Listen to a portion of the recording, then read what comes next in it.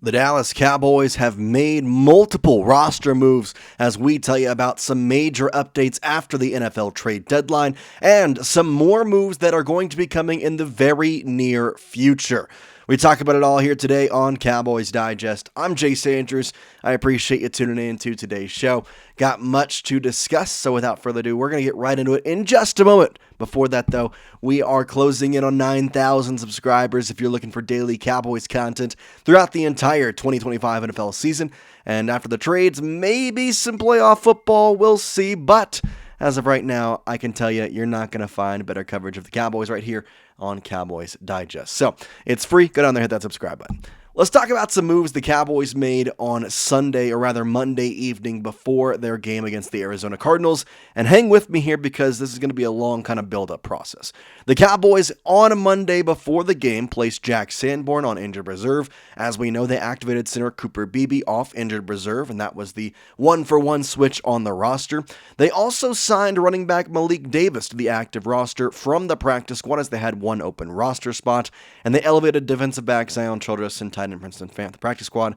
Obviously, they are no longer on the team because that was just an elevation. They are back down on the practice squad. Zion Childress, by the way, has only one more activation from the practice squad before he has to be officially signed to the active roster. Something to note there. That's not the story, though, because those moves just correlated into more moves. And that's why I had to show you those first because, well, there was some things that happened yesterday that obviously were exciting. The linebacker from Cincinnati, Logan Wilson, the Cowboys made the trade for Jerry Jones. This was the trade. He said, we already had one made, and we're going to do one here. And, well, guess what?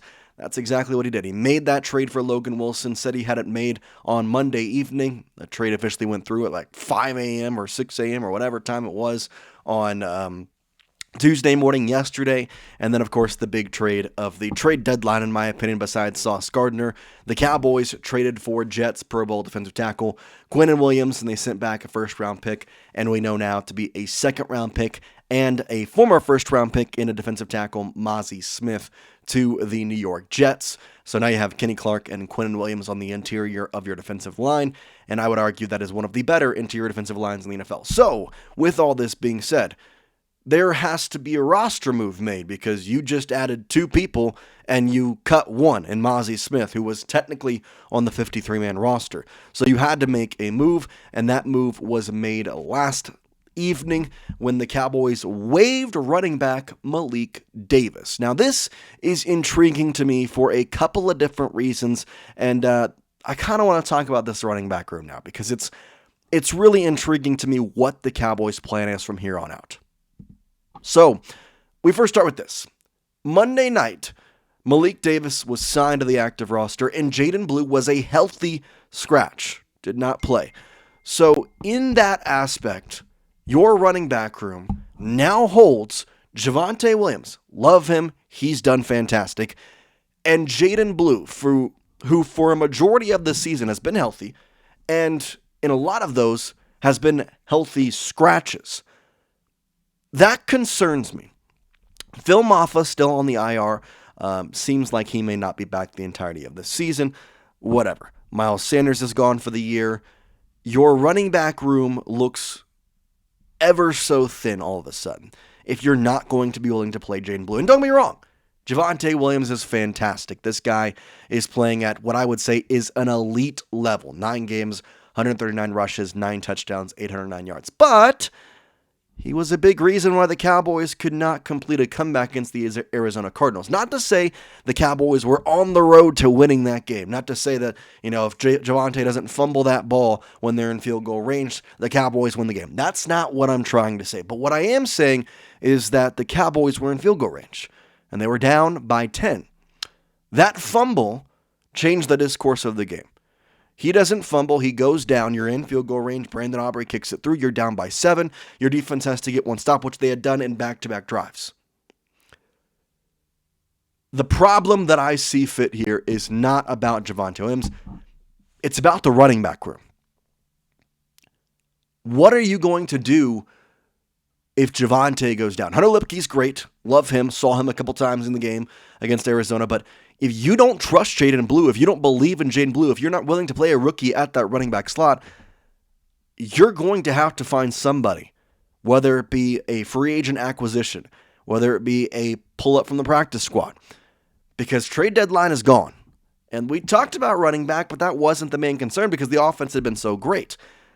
But the offense didn't look that great against the Cardinals at some points in time. But either way, the defense was improved yesterday, and now, after we've already made the moves that I've talked about, obviously Jack Sanborn on IR, and then officially cutting Malik Davis, there are a couple more moves on the way after the bye week. DeMarvion Overshown and rookie cornerback Siobhan Revel Jr.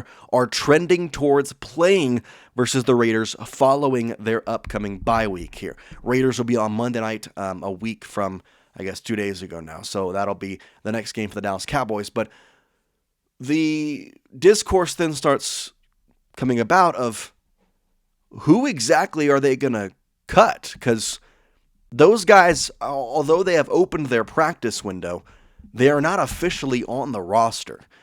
And so if we look at this defensive depth chart, which, by the way, I'm going to talk about how good it is in just a second, or at least how good it should be in just a second. But do you think at that point, I mean, Sanborn's off, obviously, do they cut Damone Clark or Martise Luafu? Are they going to be good enough at cornerback to look and say that, Trezequier Bridges, although he's been starter, is gone?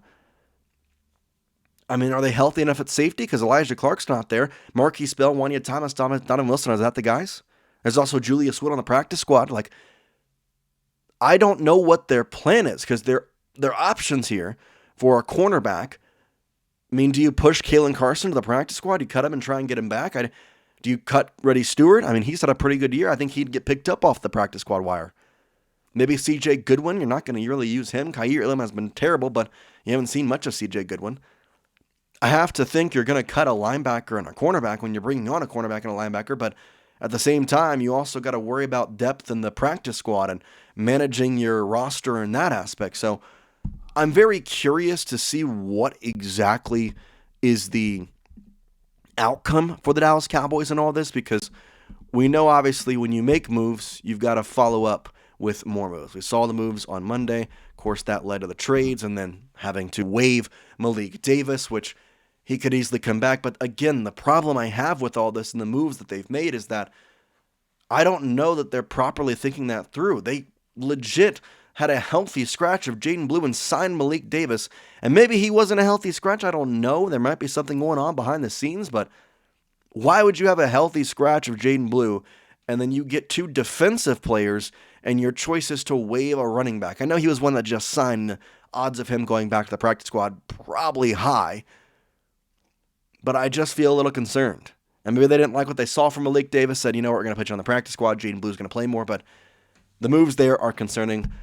Really excited about DeMarvion Overshown. Really excited about Siobhan Revel Jr. Hopefully those guys can be in a good spots to come out here, play for the Cowboys, and provide positive minutes. Obviously, the defense has been struggling. Personally, I'm very happy that we got an interior defensive line. I'm very happy we got a linebacker. Those are just two spots that I'm definitely need help in. But the problem that I've seen with this defense is definitely the secondary in that light. So with the secondary, Siobhan Revel Jr. is going to come in here and he's got to play well. I mean, it sucks to say that, but he kind of has to with the way the Cowboys secondary has looked. Trevon Diggs is going to be out for the next 3 weeks. I would argue to say that he might not play a game again in the Cowboys uniform, but who am I to say anything? Let me know your thoughts in the comment section on this. Do you think the Cowboys have making the right moves? Who do you think they will cut when Overshown and Siobhan Revel come back? And let me know all your thoughts in the comment section. For now, though, we appreciate you. We'll see you next time. Peace out, guys.